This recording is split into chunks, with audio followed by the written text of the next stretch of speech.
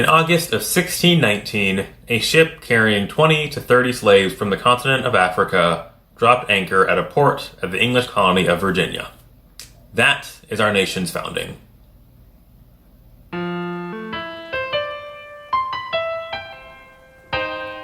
Again, everyone, this week's video is about the 1619 Project. Now, a lot of people, it seems like almost everyone in this country, has some opinion on what the 1619 Project is, yet it also doesn't seem as if any of those people have ever read it.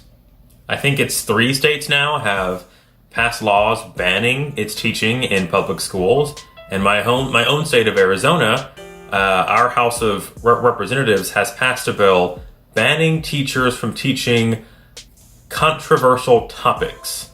Now, whatever the hell that means. When asked why such a bill was necessary, the sponsor of the bill, Representative Udall, said that there were a couple of school districts here in Arizona that were teaching the 1619 Project. Now, not to be rude to Representative Udall, but she seems like the type of person who still thinks the earth is flat.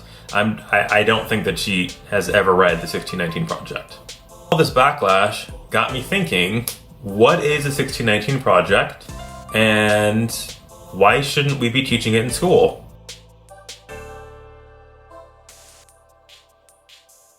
The 1619 Project is the brainchild of Nicole Hannah Jones, a staff writer at the New York Times Magazine.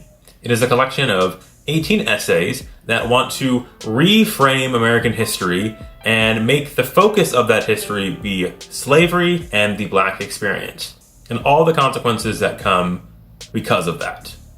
Each essay focuses on different aspects of American society. I'm talking about American capitalism, the mortgage crisis, why it is that President Obama couldn't get anything done, and even just the very idea of American democracy itself. Each essay focuses on these things and traces the roots of those things to 1619.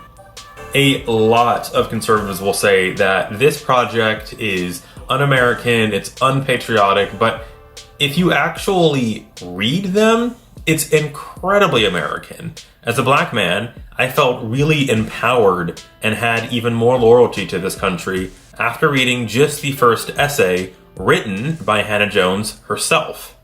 In Nicole's essay, which is the sort of introduction to the project titled The Idea of America, she first writes about her confusion as to her dad showing and flying a pristine American flag in their yard at their house, which was heavily redlined and was in a bad state of disrepair. To her, and even to me for a lot of my childhood, it didn't make any sense for a Black man to show so much pride for a country that did not want him there. Hannah writes, quote, "I had been taught in school through cultural osmosis that the flag wasn't really ours, that our history as a people began with enslavement and that we had contributed little to this great nation. It seemed that the closest thing Black Americans could have to cultural pride was to be found in our vague connection to Africa, a place we had never been. That my dad felt so much honor in being an American felt like a marker of his degradation, his acceptance of our subordination." And I think that resonates with a lot of Black people. I mean, we have seen the systemic killing of Black people from the police. We have seen the systemic discrimination in housing. I mean, Black people are typically some of the most unhealthiest because of our treatment in the medical field. So why should we be showing so much pride and support for a country that doesn't care about us and that does not want us to be here? On top of that, Hannah Jones's father was in the military and was fighting for a country whose founding idea was a lie. When Thomas Jefferson wrote, "All men are created equal," what he really meant was you were equal if you were white, had a penis, and owned land.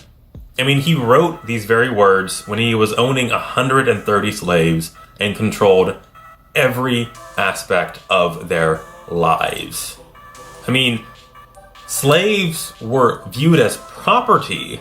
Laws and codes were passed to make sure that Black people were seen as nothing other than property. We were human. And this hypocrisy did not go unnoticed by the people at this time. An English writer by the name of Samuel Johnson wrote, and I wrote it down because it's pretty significant. He wrote, quote, "How is it that the loudest yelps of liberty are among the drivers of Negroes?" Essentially, how is it that these rebellious 13 colonies are complaining about liberty and freedom, but keeping a whole group of people in bondage? Yet, what she didn't know at the time, and what I didn't know until just a few months ago, was that in 1862, during the Civil War, Lincoln proposed to a group of black leaders that it would be better if they were sent back to Africa.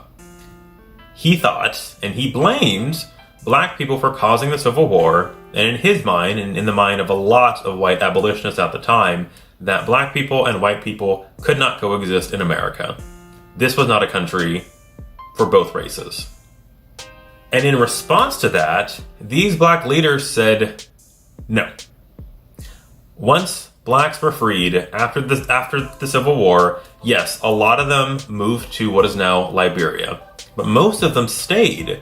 Their fathers, their forefathers, they were born here, they had died here, they worked the lands, and once black people were free, we got to work making this country better. This was our home, and thus it was up to us to work to make it better. Through the black struggle, slavery was abolished, birthright citizenship was established, the 14th Amendment was passed, which allowed equal protection under the law for anyone, irrespective of their race, ethnicity, sex, or religion. I mean, even during Jim Crow and during the supreme white supremacist violence that perpetuated this entire country, black Americans came together and we made this place better. We invented hip-hop and jazz and blues, and don't even get me started on all the many words that the gay community uses that came from us, came from the black community. What Nicole's father knew and understood was that America was our home. Our roots were here. And it is because of us that the United States can say that we are a democracy, can say that we are a country that truly believes that everyone deserves equal protection under the law and all are equal. Now, we're not there yet. It's still a work in progress, and it will forever be a work in progress, but it is because of the black community that we are even beginning that progress, beginning that process. Her father knew their history, and that is what the 1619 Project is about. Teaching our history. It is about forgetting the whitewashed, Eurocentric focus that we have had for generations, for over 250 years, and talking about our contributions to our society.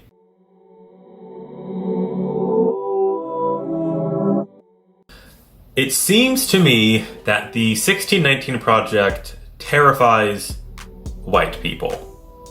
Similarly to Lincoln and the abolitionists back during the Civil War, they don't seem willing to face their hypocrisy. They don't seem willing to really understand the 250 years of suffering and generational trauma that the black community has faced. And I don't know this for sure, I have to do more research on this, but it kind of seems like white people aren't willing to give black people power. I think white people and black people and Asian people and Mexican people, I think we all have it in our heads that if one group becomes empowered and then wants to be more involved in the economy and in democracy, that they're going to want more power, and that power is going to have to come from someone else. So the white people in these state legislatures, I think, and I don't know this, again, I have to do more research, but I think they think that if we take more power, that they're going to lose power. They view democracy as a win-or-lose game, but it's not. What they fail to understand, and what I think the 1619 Project really tries to drill into people, is that democracy is not a win-or-lose game. Democracy exists for everyone and can be shared by everyone. Equal protection in this country can be shared by everyone. Civil rights are meant to apply to everyone. I mean, think about it. After the Civil Rights Movement, what happened? We had the gay rights movement and the women's rights movement, and now we see a similar push being done by the Asian Americans in this country and by immigrants in this country. We started the civil rights because we knew that this existed for everyone. So I will end my rant by saying this. White people, dear white people, do not fear us. We only want equality. We don't want revenge.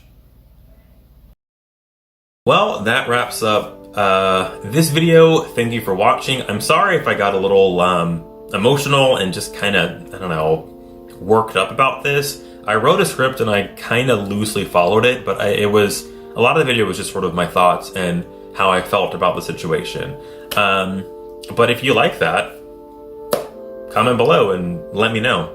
I will also leave a link to the 1619 project down below, as well as a reading guide to kind of help you work through all 18 essays. And it'll even sort of let you pick which ones you want to read first. But yeah, please read it, take a look, form your own opinions, and really think hard about what democracy means, because, as I said, it's meant for everyone and can be shared by everyone. I'll see you next time. What she was doing, she could hardly understand.